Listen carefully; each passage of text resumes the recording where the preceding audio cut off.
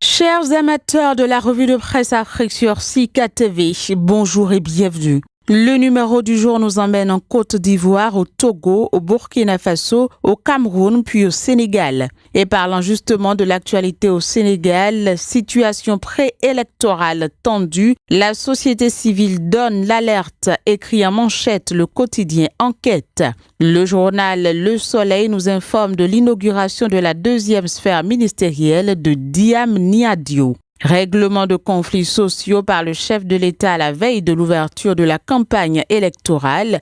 Maquis des mineurs de dernière minute, peut-on lire en manchette du journal Vox Populi. Autre titre paru en première page du quotidien Vox Populi, invalidation des candidatures de Khalifa, Karim et Gakou. La société civile dénonce une élimination très contestable. Deuxième escale du jour, la Côte d'Ivoire, UDPCI-RHDP, le journal L'Arc-en-Ciel s'interroge sur l'avenir du parti en 2020. Libération de Gbagbo Blegoudé, manifestation de colère contre la CPI hier à Abobo, écrit le journal Le Jour Plus à la une ce jeudi. Libération de Gbagbo Blegoudé toujours, le gouvernement prend note de la décision de la CPI, nous apprend Fraternité Matin.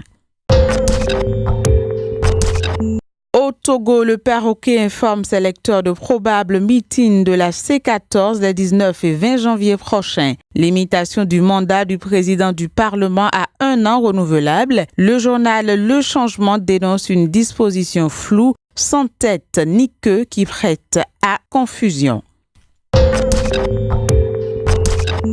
Situation sécuritaire au Burkina Faso, les catholiques et coutumiers soutiennent la lutte, écrit en gros titre le journal Sidoya, qui nous fait également le compte rendu du Conseil de ministres de ce 16 janvier. On reste avec Sidoya qui nous informe également de l'indemnisation des agents publics victimes du terrorisme.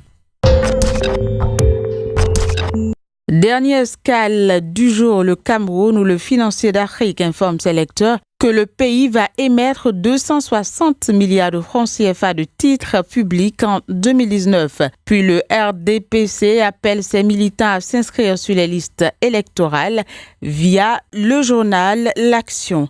Voilà, c'est sur cette note du Cameroun que prend fin la revue de presse Afrique de ce jeudi 17 janvier 2019. Merci de l'avoir suivi. À demain.